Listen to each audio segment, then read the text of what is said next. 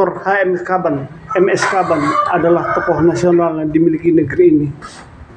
Untuk tahun pemilu 2024 maju sebagai anggota DPR RI nomor 1 Dapil Sumatera Utara 3. Bang Kaban sebagai caleg DPR RI Sumut 3 nomor 1, bagaimana Abang melihat keberadaan masyarakat di Sumut 3 hari ini? Ya, saya pikir kondisi kehidupan masyarakat di Sumatera Utara dengan lingkungan perkebunan yang begitu luas, ya, dan masyarakat yang mayoritas adalah para petani bersama dengan industrinya, tentu keadaannya ini adalah tidak terlalu menggembirakan sesuai dengan kondisi nasional, ya, jadi keadaan tidak baik-baik saja. Artinya apa? Masyarakat merasakan beban hidup yang terlalu berat, ya, biaya-biaya yang terlalu mahal, ya kan? Sementara pendapatan mereka itu adalah tidak tumbuh, tidak berkembang pendapatan mereka itu. Jadi mereka bertahan dalam situasi yang sangat-sangat berat itu tadi. Jadi hampir semua komoditi produk pertanian itu relatif, ya, yang menjadi sumber utama kehidupan masyarakat Sumatera Utara itu saya katakan stagnan, ya, stagnan. Sementara biaya-biaya untuk memenuhi kehidupan kebutuhan itu tidak bisa direm dan terus mengalami peningkatan. Jadi dengan kondisi seperti itu, ketika ini mau pemilu, tentu masyarakat itu kadang-kadang cenderung pada pragmatisme, ya.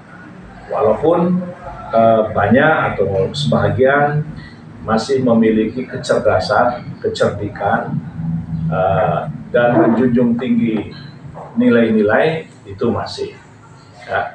Tetapi saya mengatakan bahwa karena masyarakat itu sudah dihadapkan berulang kali dengan pemilihan-pemilihan, pilkada, pilkades dan sebagainya, dan nuansa-nuansa transaksi itu sangat terasa di tengah-tengah masyarakat.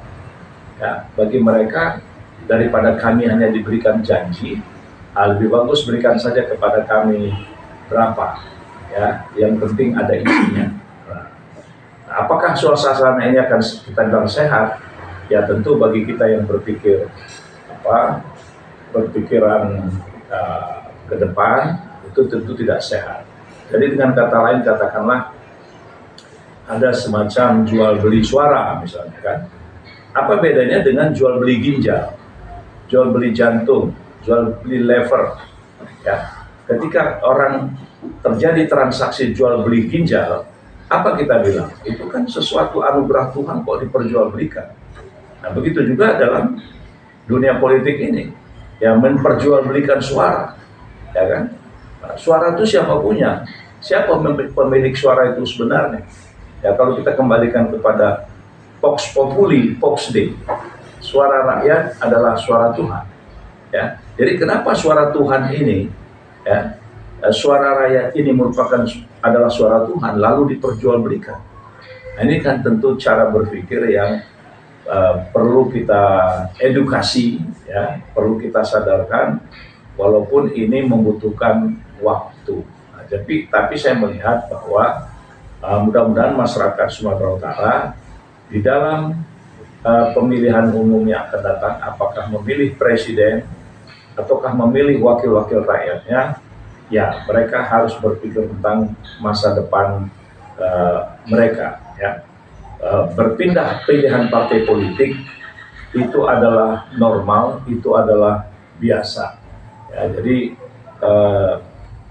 jika kita ingin melakukan perubahan, maka kita berani merubah pilihan partai politik untuk bagaimana menatap masa depan yang lebih baik.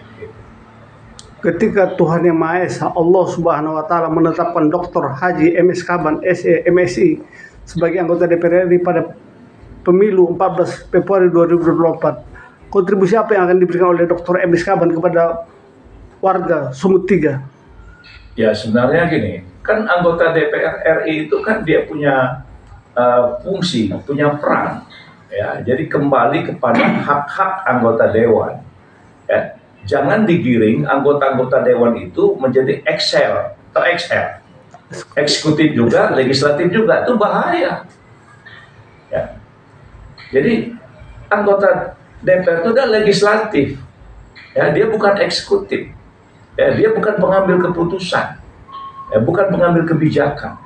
Jadi berbahaya sekali kalau anggota-anggota legislatif itu dilibatkan, ditarik-tarik dia ke dalam pengambilan keputusan. Tugas anggota dewan adalah bagaimana membuat aturan-aturan. Nah, saya melihat ya di Sumatera Utara banyak sumber-sumber daya alam yang tidak berdampak kepada daerah, ya, tidak berdampak kepada daerah. Contoh, Sumatera Utara itu kalau kita lihat dari hasil sumber daya alamnya, itu kalau kita hitung GDP-nya itu ratusan triliun, ya, ratusan triliun yang disumbangkan tiap tahun. Tapi pertanyaannya, berapa persen yang kembali ke daerah Sumatera Utara? Nah, jadi disitulah tugas anggota dewan, bagaimana ya mengkoreksi, mengkoreksi peraturan-peraturan yang dibuat oleh pemerintah sehingga daerah itu mendapatkan kontribusi dengan menggunakan hak-hak budget yang dimiliki oleh anggota dewan. Jadi bukan anggota dewan itu dibuat sebagai pengambil keputusan, enggak. Dia harus membuat, merancang undang-undang bagaimana daerah itu supaya merasakan keadilan. Contoh, kita sudah berulang kali mendengar bahwa ketimpangan pusat dan daerah, ketimpangan Jawa luar Jawa, ketimpangan timur dengan barat, nah termasuk Sumatera Utara. Jadi bagaimana anggota dewan bisa membuat undang-undang sehingga Sumatera Utara itu dengan hasil produksinya yang sedemikian rupa, tetapi kembali ke daerah dengan budget, dengan hak-hak budget yang dimiliki, sehingga Sumatera Utara itu tingkat pertumbuhan ekonomi wilayahnya jauh lebih tinggi daripada yang ada beberapa tahun belakangan ini. Masa untuk membangun stadion dengan 2,7 triliun aja pemerintah pusat keberatan, pada Sumatera Utara memberikan sumbangan GDP yang besar terhadap pusat. Nah, jadi kembalikan fungsi-fungsi anggota dewan itu. Jadi saya ingin mengatakan bahwa banyak pasal-pasal dalam undang-undang yang menyangkut keseimbangan bagi hasil pusat dan daerah yang harus dibenahi gitu. Itu. Sebagai caleg DPR RI dari Partai Umat, saat sosialisasi di Dapil Sumut 3, bagaimana Bang Kaban melihat atau apa yang ditemukan di dalam sosialisasi tersebut, Bang? Ya, saya melihat tadi ketimpangan. Ketimpangan tentang peraturan-peraturan atau pasal-pasal di dalam undang-undang yang cenderung daerah itu tidak menikmati. Contoh, ya, ada daerah setiap hari 400 truk tiap hari, ya, 400 truk mengangkat galian C, ya, 400 truk per hari kali 30 hari, sudah puluhan tahun, tapi daerah-daerah yang dilalui truk-truk itu hanya mereka menikmati debu. Pertanyaannya adalah mana kaedah yang sudah ditetapkan undang-undang untuk sebesar-besar kemakmuran rakyat? Itu dong yang perlu dipikirkan. Jadi jangan rakyat itu hanya menikmati debu dan pasir setiap hari, ya. Nah, jadi kita harus berpikir bagaimana hasil sumber daya alam itu rakyat itu menikmati. Karena sebesar-besar kemakmuran rakyat. Sekarang dengan kondisi yang ada sekarang, yang makmur itu siapa? Oligark, orang kaya, ya kan? Berarti memperkaya orang yang sudah kaya. Itu bertentangan dengan prinsip keadilan sosial bagi seluruh rakyat Indonesia. Saya pikir itu saja. Harapan caleg nomor 1 Partai Umat Dr. Heinz Kaban kepada Ya, warga Sumut Tiga. kalau kita ingin merubah dan memajukan Sumatera Utara, pilih partai umat, menangkan partai umat. Insya Allah Sumatera Utara berubah.